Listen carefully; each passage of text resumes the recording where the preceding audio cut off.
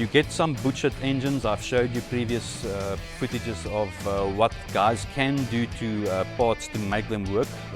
We don't do that. We actually enjoy laughing about it. But this is a small range of what you can find. And if the guys that's rebuilding your engine does not know, there's so small change in some of these parts that they won't know, and then your engine won't run to the peak performance, or they will buy the incorrect part, which is maybe the more expensive part where they could have used a much cheaper alternative part.